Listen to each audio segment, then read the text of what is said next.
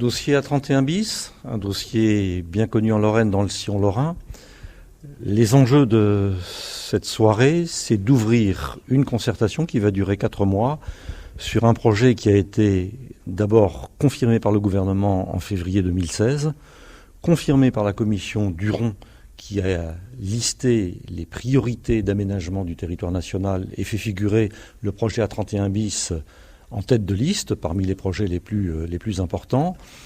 Confirmation après 6 comités de pilotage tenus ici à Metz avec l'ensemble des acteurs, politiques notamment, collectivités locales du dossier, pour que ce dossier donc d'aménagement de l'A31 reçoive une suite. Alors aujourd'hui, c'est s'adresser à l'ensemble de la population, des acteurs locaux, leur présenter les diverses alternatives qui existent au nord, au centre, au sud, et aboutir au début de l'année prochaine à des conclusions et peut-être à une suite. L'A31 est un sujet qui a pu suggérer il y a un certain nombre d'années l'aménagement d'une autoroute parallèle, un peu comme on a fait dans des années relativement lointaines l'A6 bis à côté de l'A6, mais un autre tracé.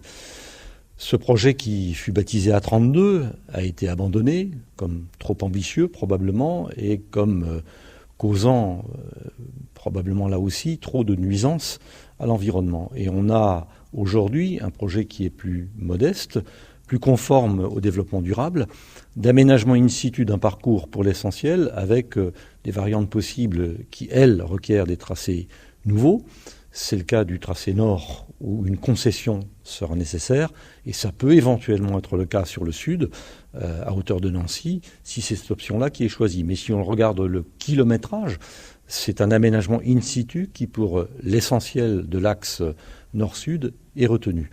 Un aménagement qui, je le rappelle, concerne les mobilités du quotidien pour beaucoup et a un rôle économique important, notamment pour permettre à ceux qui rejoignent le Luxembourg de façon quotidienne ou quasi quotidienne pour y travailler et de le faire dans de meilleures conditions.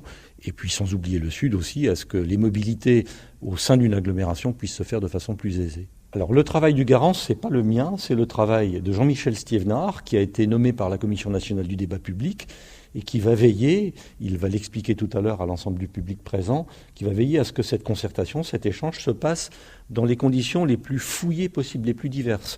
On va aller sur le terrain, on va aller à la rencontre des habitants.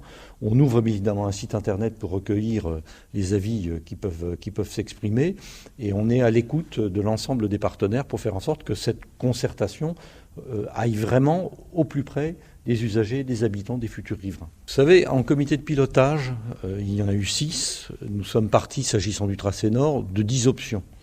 On a pu resserrer le spectre à 4, donc en éliminer 6. Il n'est peut-être pas impossible qu'un tracé émerge. L'unanimité, je n'y crois pas. Nulle part, elle ne se fait.